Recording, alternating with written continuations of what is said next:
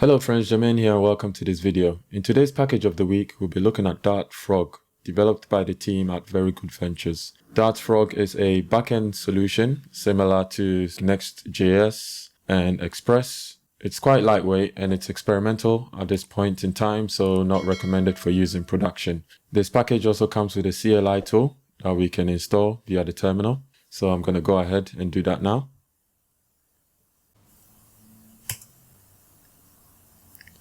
And once that is installed, we now get access to the Dartfrog tool. Currently, we're provided with 3 commands, which for now we're going to be using the create command to create a project. I'll just call it Froggy. And once our project is created, we can cd into the directory that was created, and then we'll run dartfrog dev to run a local development server. This development server is now accessible on localhost 8080, and then visiting localhost 8080 gives us this response. Let's kill this server and open this in VS Code. Over here in the project structure, we've got our routes directory, which is where we define our endpoints. At the moment, we've got index.dart, which is the root endpoint of our server, which, like what you saw earlier, just returned the string as a response. The test directory contains our unit tests, or in this case, more like an integration test, where the endpoint is tested and is confirmed that the response returns the text that was specified. And then we got these 2 folders here that are auto-generated whenever we run the Dartfrog tooling. So in this case, we ran Dartfrog dev earlier on, which generated these 2 folders. The running server is the server.dart file here, which the Dartfrog tooling auto-generates based on our route definitions in here. So our endpoints are effectively defined by the folder structure that we have here, which is quite similar if you've worked with NextJS, for instance. So if I create a new file here under routes, I'll just call it hello.dart, and then in here, we'll import Dartfrog, and then we'll define an onRequest function, which it has to be called onRequest because the code generation tooling will expect this function name to be available when this file is imported. So for now, we'll return a response.json, which allows us to set the following parameters. The status code is 200 by default. We can set the body to a map where the message will be hello world. So let's save this, and then in our terminal we'll do dartfrog dev to run our dev server. And also if we go to server.dart, we see that our hello.dart file has been imported, and then we've got our onRequest handler that has been registered under the hello endpoint. So let's visit this in the browser, and there we go. You can also define middleware, which are essentially functions that will execute during the lifecycle of a request to your server, or specifically to your endpoint. What that means is under routes, we'll create a new file and we'll call it _middleware. In fact, we have to call it _middleware, or else it wouldn't be treated as such. And ignore this error for now because we've not defined our middleware functionality. So let's import our package and we'll define our middleware function, and we have to call it middleware. Handler over here is essentially a closure. In this function, you typically write some logic that would handle the request in some way, shape or form before it gets to the onRequest function at your endpoint. For now, I'll just have a print, and then we need to move the request along by invoking our handler function, passing the context. So let's save that, and then let's access our endpoints again. Okay, so I reloaded that. If we go back to VS Code, yeah, we get default handler displayed here. I reloaded the page a couple of times, which is why we're seeing it 4 times. Also, there are a couple of helper functions we can use. So we can do handler.use, and one of the useful functions we have is request logger. So this is actually from shelf, which Dartfrog comes bundled with, and request logger would log out information about the requests. If we go to our endpoint again, then we get an output looking like that, and the response that is sent back to the client. We can, however, chain more use method calls by just doing use, and also we can define a function in here as such, at which point we can, any custom logic here, we can either return a response or we will just return handler to move the request along to the next function in our middleware or to the onRequest function of our endpoint. Okay, let's save this and let's try this again. I'll reload the page and we got this expected output. Okay, Dartfrog has a provide function that allows us to provide values or objects that can be accessed in our onRequest function. What that looks like is we can chain another use method. We'll invoke the provider generic function of type string. We do get access to the request context, but for now we'll provide this string that says this was provided. So saving that, we'll come to our hello.dart file, and then in here we'll extract our message by doing context.read and then the type of object, which was string, and then we'll pass our value here in our response. So let's save this and then let's reload. Okay, so there we go. We got our provided string. This approach is quite useful for situations where authorization is concerned. So imagine if you had a JWT, a JSON Web Token that you're using to validate requests. What you can do is you can effectively unpack or deserialize your JWT string and then pass in whatever value you wish to pass to your onRequest function. Then you can allow the user to progress provided they have the relevant permissions. Well, that's pretty much it as far as the basics go. We've not covered testing yet, but we'll do that later on, so watch the video to the end. At this point, it'll be useful to go through an exercise, and what I have in mind is this random noun generator. And what this form does is it takes in a couple of values, and then from those we can generate some random nouns. At the moment we're generating 1. Let's select 3. We can set the first letter to begin with C. Let's say the number of syllables to be greater than 2, and let's generate that. Okay, so that gives us that. We can also reset the options and then go with something else. Right, so let's say noun length less than 10, and let's see what we can generate. Okay, and that's pretty much it. Okay, so this will come in 2 parts.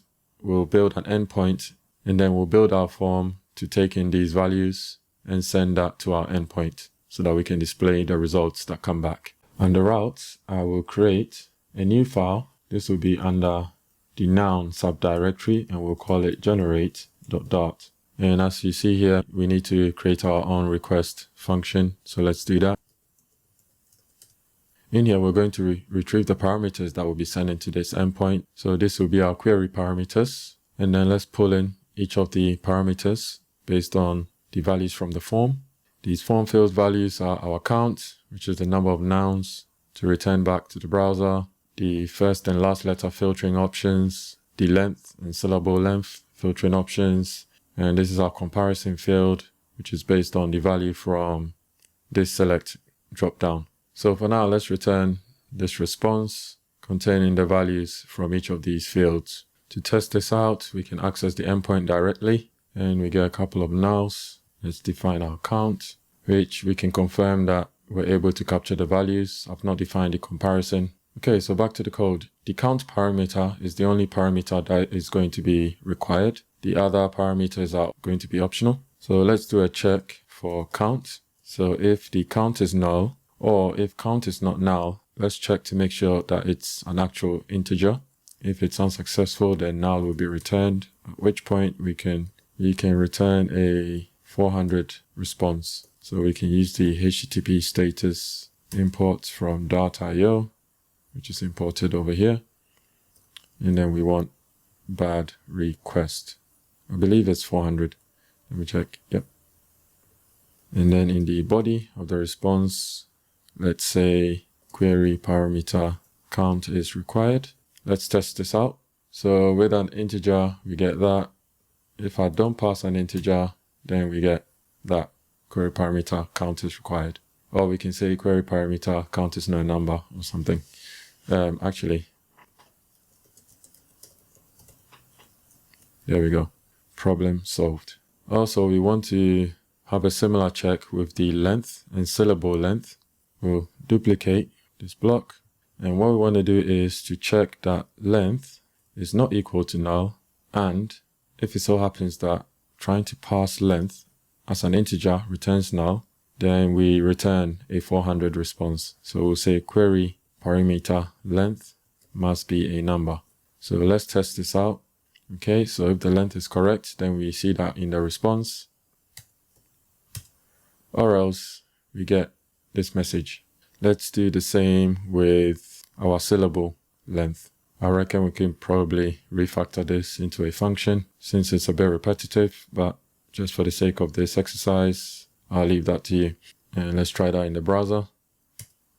Okay, so we got that. And if it's correct, then we see that here. So in order to use these parameters, we need a list of nouns that we can work with. Fortunately, we have the English words package by Philip on the Dart Flutter team. And a lot of those words are nouns, which is what we're working with. There are also adjectives and verbs, I believe. But for our use case, we only care about the nouns. So let's install that. I'll open a new terminal prompt and we'll do dot pub add English words. Okay, and close that. And then to use this package, I'm going to create a service that'll be passed to this onRequest function.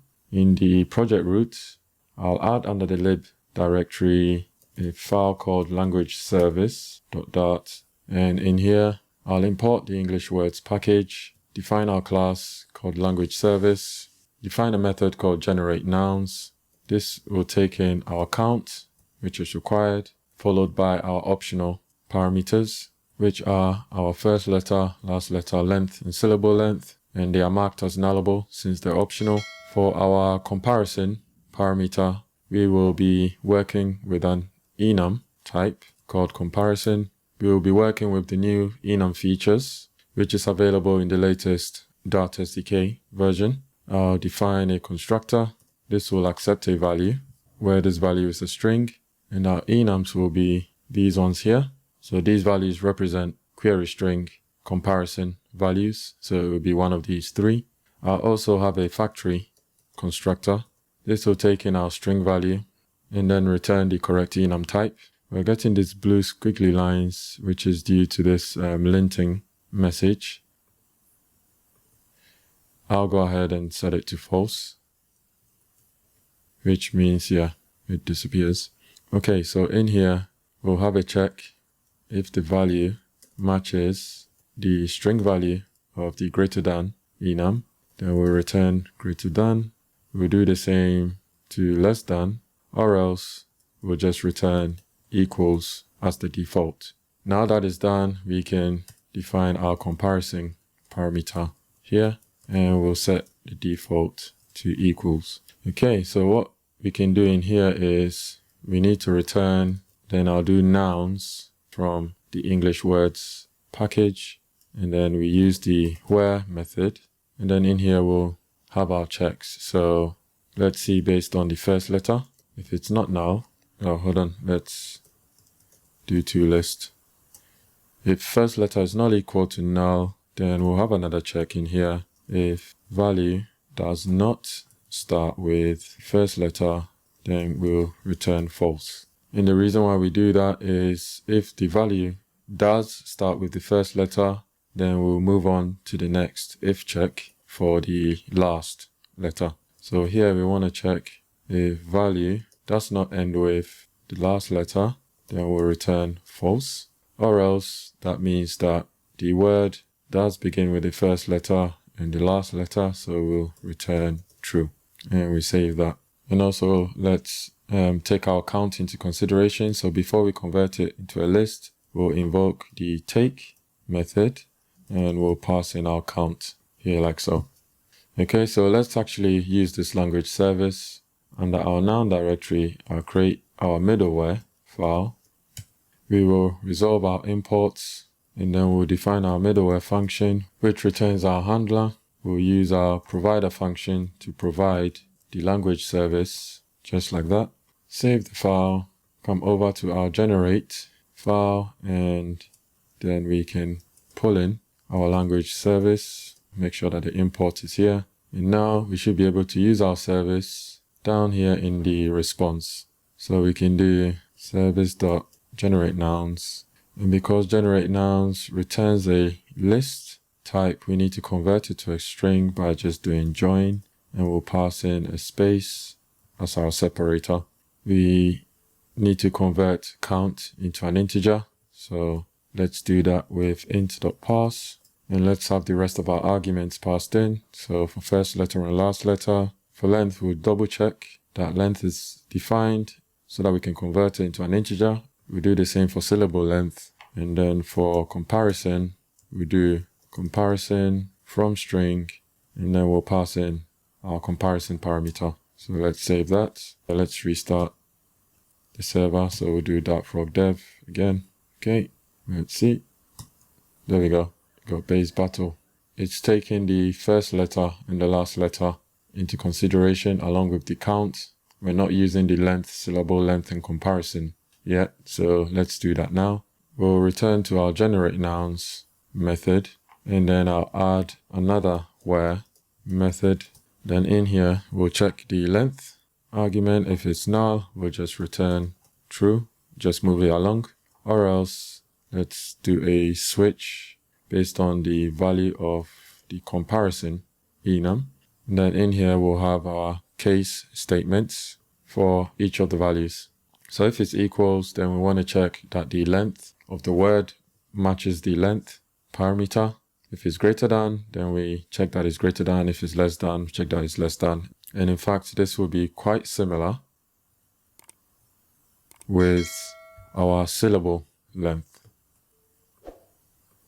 And then in here, we'll use the syllables function, and we want to check that the syllable length of the word is equal to the syllable length over here. And then we'll adjust these two accordingly. So it should look like that. Let's give that a go in the browser. Let me refresh. Okay, I guess we got nothing. Plus it's either length or syllable length, so we shouldn't be passing both of them in. So let me get rid of syllable length for now, and let's do that. Okay, so there we go. We generate two nouns where the first letter begins with B, last letter E, where the length is greater than 4. So let's see if we use equals. Okay, so where the length is equals to 4, we get base and bone. And let's try syllable length 2. Let's say less than 2. Yeah, there we go, base and bone. What happens if we refresh? Okay, so it looks like refreshing gives the same result, which is not really what we want, because using this random noun generator, refreshing gives different results. It shuffles through the results. So we'll assign this to a final variable. So filtered nouns as such. I'll remove the take bit, and then over here we'll do filtered nouns, and we'll invoke the shuffle method, which will shuffle the results, and then we can take our count and then convert it to a list. So let's save that, and we'll try that again. Okay, there we go. So we're getting a bit more variety with our results, so that's good. I'm going to do a refactor of these two test functions because they look pretty similar. I'll create a private method on our language service. This takes in the current noun being tested. We take our comparison value, and then our first integer, and then a second integer if it's defined, which means that in here we can copy this, paste this here, and then swap it around accordingly. So this one will be B, same as these three.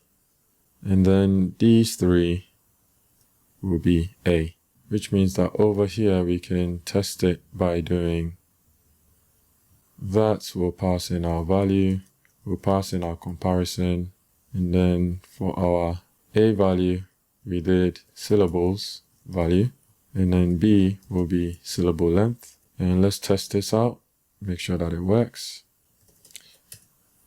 Okay, that works, cool. Let's do the same for this one over here. So here we'll do value.length, and then it's just length. And let's test this out. Okay, yep, there we go. That works. Awesome. We got the first part of our implementation of our noun generator. We're going to move on to the second part, which is the form that we need to display that will take in input from the user and communicate with our endpoint, passing those values across. In the root of our directory, I'll create an index.html file under a public directory. And in here, I'll paste the HTML and JavaScript code. We're using the Bootstrap library. And essentially, we've got our form controls over here. Before I take you through the JavaScript, let's load this index file through our routes. Under the noun directory, we'll create a new file. This will be index.dart. So this is the root of the noun endpoint. Let's retrieve our request object. And we want to make sure it's a GET request. So if it's not a GET request, then we'll return a 405 response, which is method not allowed. And then in our body, we'll have method not allowed on this route. If it's a GET request, we will load the contents of our index.html file and return that in the response. But also we need to set the correct content type header. And then the value is content type.html.mime type. Okay, let's check this out in the browser. All right, so there we go. We've got our form here with the relevant fields. So if we specify the number of nouns and then we submit, then a call is made to our endpoint, which returns the results, and then we display over there. So every time I click that, another call is made. Let me take you through the JavaScript. This code is on GitHub, by the way. Essentially what's happening is I've query selected the form. I've added a submit event listener. And in the listener function, we're preventing the default behavior, which would cause the page to refresh. We don't want that. I'm retrieving the values from our form. And then in this section, what we're doing here is we're building our query string parameters for the endpoint. Size by is determined by the value of the radio button that's selected. So that's these two. And once all of this is resolved, we create our search parameter object. Then in this section of the code, we build our full URL containing the query parameters. And then we make our endpoint call. And then the results that come back, we interpret that as plain text. And then we update the inner HTML of our results div with the data that came back from our backend service. If I reload this page, so we should be able to populate the full form. So let's say we want 3 nouns, beginning with B, last letter E. Let's say we want the number of syllables equals 2. Let's see if we'll get any results. Okay, bottle balance battle. Okay, so we got a variety of results coming back. Let's say greater than 2. Okay, seems to be only bicycle. Let's get rid of the last letter. Okay. All right, so our endpoint works well so far. The last bit I want to cover here is our tests. So if we go into our test directory, we got this test file that was created when we bootstrapped our project. Right now, if I run this test, it will pass because we've not done much to it. We can write tests for our other routes. So if we go back here in our test/routes, let's create a test for our hello route. So which is this one here. We'll copy the imports from here into here, and then we'll change this one to hello.dart. We'll still need that main function. Then we define our group block and our first test. Because we are using mocktail, we are able to mock the request context, which will be quite useful in this case, because if we go back to our hello.dart file, we are doing context.read over here.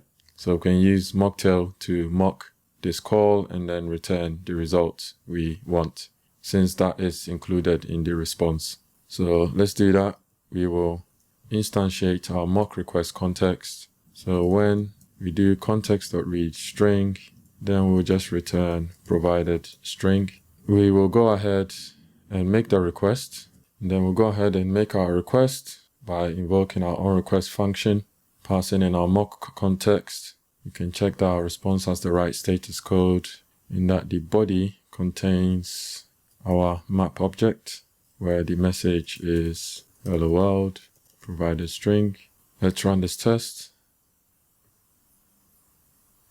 Okay, so the test failed, which I believe it requires a string. So let's JSON encode this one. So we'll import the Dart-convert library. And then we'll do JSON.encode to convert this to a string. And I think that should work. Okay, that passed. Let's try some tests for our noun generator endpoint, since that'll be quite useful. So under routes, I'll create a new file. We'll have noun generate test dot. I'll copy in the following. So these are our imports and then the generate file. And then we're mocking our request context, but also we need to mock our language service. We'll instantiate our mock request context and our mock language service. We'll also create a request object, which contains the endpoint we need to access. This contains our count query parameter, which is required. We'll use the when function to return our request object. Also, we'll do this one for our language service. So when this is invoked, which is this line over here, then we want to return our mock language service. And the reason why we're doing that is so that we can mock the response when we invoke the generate nouns method from our language service. Since the implementation of this is not directly in here, it's somewhere else. We want to check when we invoke the generate nouns method on our service with this value, then we want to return a list with these values. Okay, so now that we've mocked these, we can proceed to making the actual request. And we check that the status code is right and that the response body, when completed, gives us apple and banana. Okay, so let's try that. Awesome. Okay, so the test is passing, so that is good. We can write a bit more tests to cover the other parameters passed in, which would look similar to this one. So, I mean, I'll leave that to you. You can challenge yourself if you want. And the last thing I'm going to do before we round up this video is to write a test for our language service. In our test directory, I'll create a new file, and then that'll be just lib language service test. And then what we need to do is we'll import our language service and the test package. We'll have our main block. Here we'll check that generate nouns returns a list of nouns. So in here we'll instantiate our service. We'll invoke generate nouns. We'll pass in. We want to check that it's got a length of 2 with what gets returned, since it returns a list of strings. If we invoke this, let's see if that passes. Okay, that passes. Or if we do more than 2, well, I mean, it should still pass technically, but always good to check. Okay, there we go. Ideally, we should also write tests that checks for the other parameters, but that's a bit out of scope for this video. Thank you for watching. If you enjoyed it, be sure to hit like and subscribe to the channel for future content demonstrating how to build full stack applications with Dart and Flutter. Thanks, and I'll see you on the next one.